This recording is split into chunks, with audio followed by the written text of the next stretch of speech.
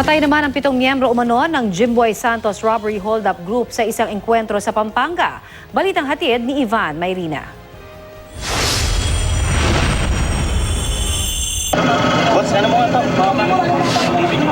Kuha ito ng isa sa mga pulis na kasama sa mga tumugis sa na-corner ng mga miyembro ng isa umanong robbery hold-up group sa barangay San Jose, Magalang, Pampanga. Kung todo bulletproof vest at helmet, isang pulutong silang dahan-dahang lumapit patungo sa Mitsubishi Adventure na lula ng mga suspect. Dito sa palayan sa boundary ng barangay San Jose sa Magalang at barangay Pandakaki sa bayan ng Mexico, nagtapos ang tangkang panloloob ng mga tinutugis sa kawatan. Sa isang punto ng barilan, napaatras pa mga pulis matapos gumanti ng putok ang mga suspect. Ayon sa PNP Region 3, target umano ng Jimboy Santos Robbery Hold-up Group ang C-Tech Industry sa Mexico. Nag-set up po tayo ng target sa region at nag-set up po tayo ng mga checkpoints dito sa AOR ng Pampanga.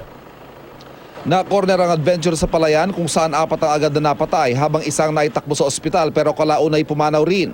Ang Montero naman dito sa bahagi ito ng highway south ng barangay Pulong Kaputod sa Angeles na corner ng mga pulis. 2 patay sa sakay nito matapos umanong makipagbarilan. Sa videong ito nakuha ng isang residente sa lugar, kita pang nakabulagta ang isa sa mga suspect. Kita rin ang sasakyan na nakabalagbag matapos umanong makipagputukan sa mga pulis.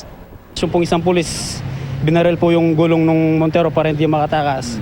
Tapos po yung driver tumakbo. Sa pagtakbo po niya, yun, nabaril din po siya.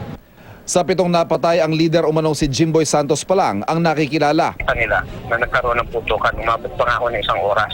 Opo. Ang putukan doon sa Mitsubishi Adventure.